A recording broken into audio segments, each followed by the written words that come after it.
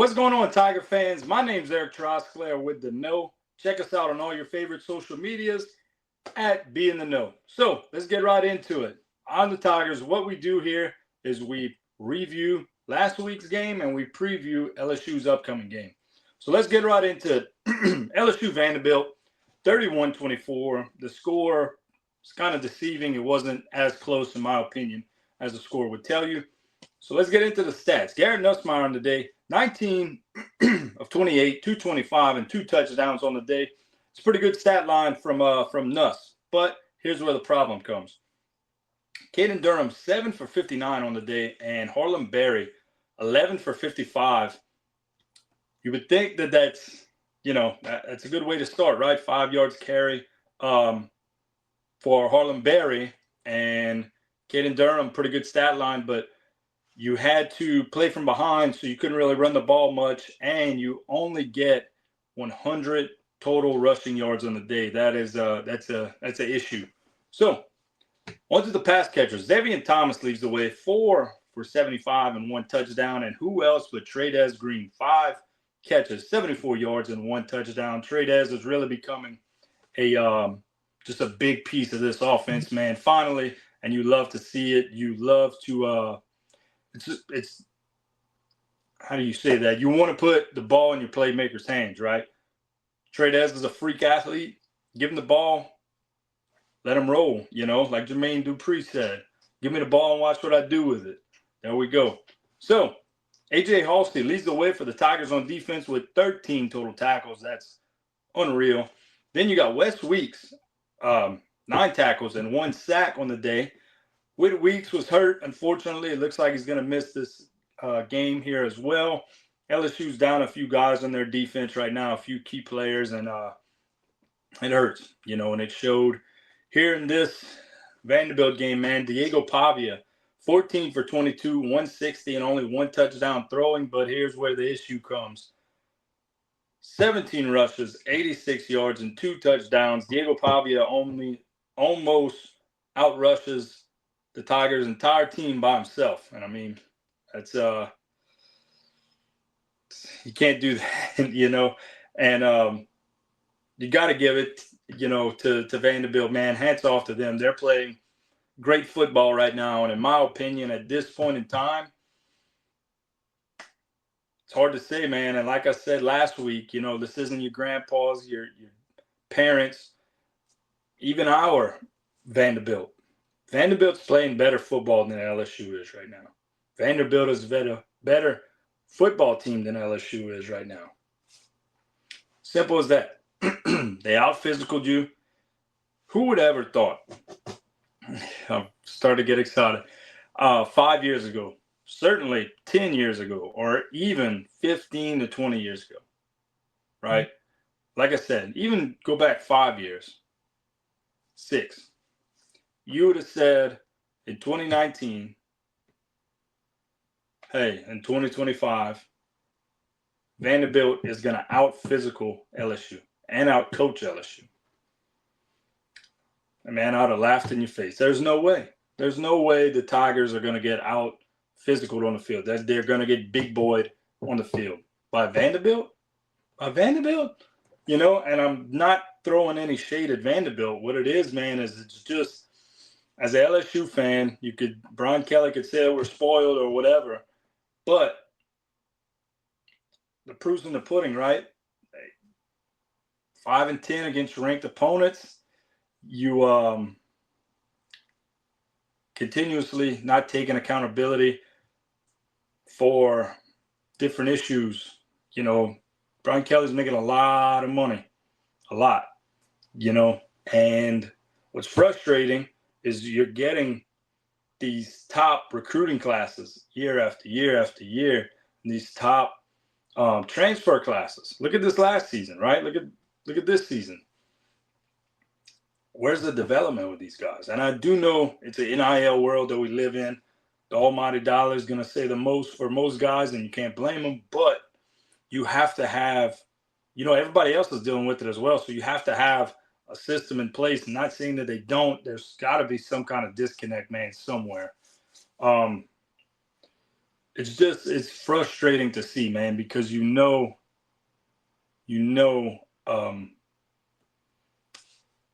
LSU could be just what LSU is capable of. It's frustrating, right? It's frustrating.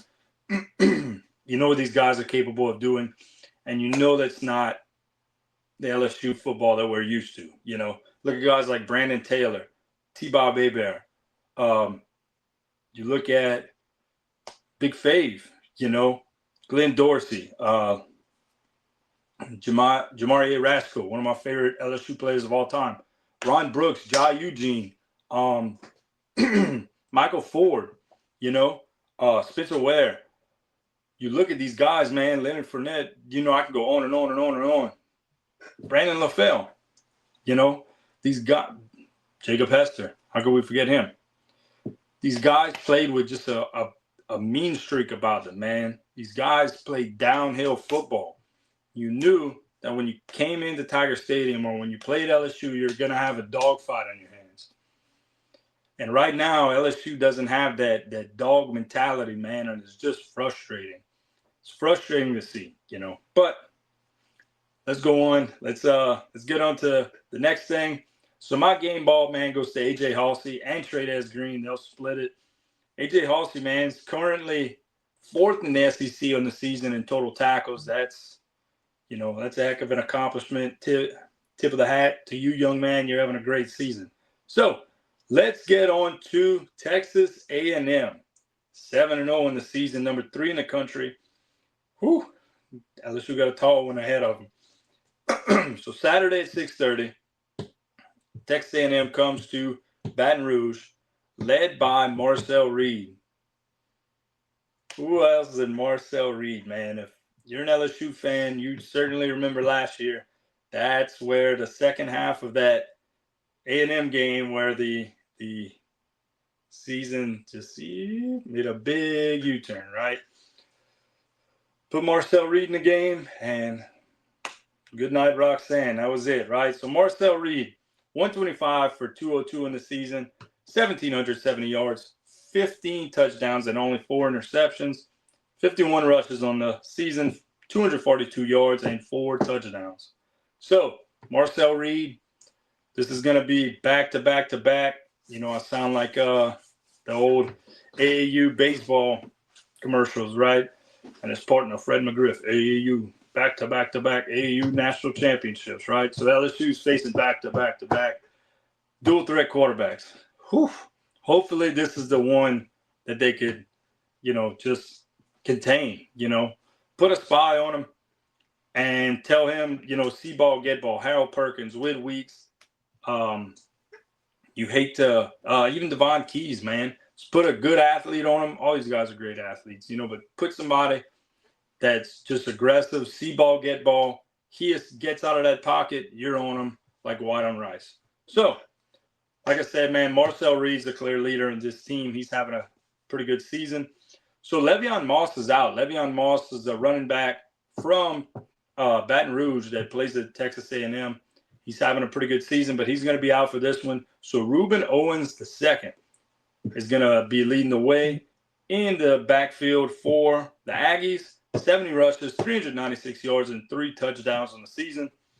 And then the leading pass catchers on this team, Mario Craver, 36 catches for 674 yards. That's first in the SEC and 4 touchdowns. Then you got KC Conception, 32 catches on the season, 500 yards, and 6 touchdowns. That's second in the SEC right now. And on the defense, Terry and York, he had a pretty good game last year against LSU. This guy's a ball hawk, 41 tackles on the season. Cassius Howell, he's an edge rusher. He has 8 sacks on the season. That is first in the SEC. Then you have Will Lee III is a cornerback. 4 passes defended on the year. Will's a solid cornerback. But their kicking game, man, this is going to be a sloppy game as far as the weather goes. Not going to be the best weather. So Texas A&M doesn't have the strongest kicker in the world. I checked a little while ago. Chance of rain is not never. Chance of rain is 40% for kickoff. So that could kind of fluctuate a little bit. You know, if it gets down to a field goal type game, the spread's only, what, 3.5 right now? No, I'm sorry, 2.5. Gets down to a field goal type game. You know, A&M doesn't have the strongest kicking game, so that's a good key for LSU to be looking at, man. So what I want to see from the Tigers in this one, man, keys to the game, clearly get the running game going early and often. Quick routes, man, a lot of RPOs. Nuss has to use his legs, keep slinging the ball. I mean, he had a good game last week. Their offense didn't look terrible, man. Nuss was only sacked twice, but I'm sorry, once. Involve your playmakers. That's what I want to see.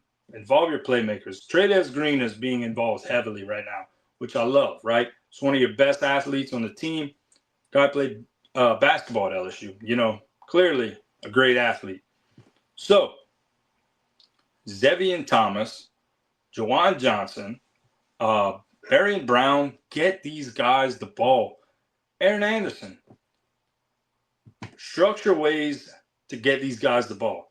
Get your playmakers the football. Good things happen when the ball's in your playmakers' hands, right? So why not, you know, come up with a reverse, line these guys up, motion them into the backfield, you know, run a read option with Nuss. Heck, do a direct snap, you know, change it up a little bit. Split Nuss out wide, run a read option with Zevian Thomas and Barry Brown, or Zevian Thomas, or hey, Jawan Johnson was a great high school quarterback. Let him get some snaps, man. Run some RPOs with him. I mean, change it up a little bit. Just throw some things at them that they haven't seen yet. You know, quick developing routes. Use your screen game. You're pretty solid at that. And I mean, Barry Brown, man, that guy could go. So, I mean, pop him over the top, you know, make them respect it, make them creep up.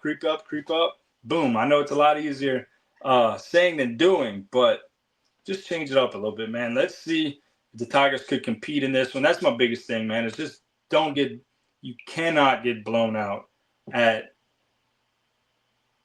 you know, nighttime in Tiger Stadium. You cannot get blown out. Just make it respectable. Compete. That's what I want to see right now. I want to see these guys compete. And also, you got Tommy Moffitt, who's coming back to Baton Rouge.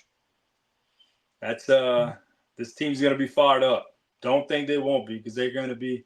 The Aggies are gonna be fired up because Tommy Moffitt's one of the best strength and conditioning coaches that you'll ever see, and he's gonna have these guys a little bit extra juice coming into this one. So, like I said, man, 6:30, LSU and A&M. The Tigers, man, are going to have to fight. This is going to be interesting. This is going to tell us a lot about the rest of the season, right? In my opinion. So, fun fact of the day, 1908, these two played in New Orleans. LSU and A&M played New Orleans. LSU was victorious. It's the first time LSU ever beat A&M. 26-0. LSU went on to get a co-national championship. They finished the season 10-0, and they were led by Doc Fenton, who became a LSU Hall of Famer as well as a Louisiana Sports Hall of Famer. So that's my fun fact for the day. Thanks for tuning in. Eye on the Tigers. Thank you guys so much. Have a great weekend. Go Tigers.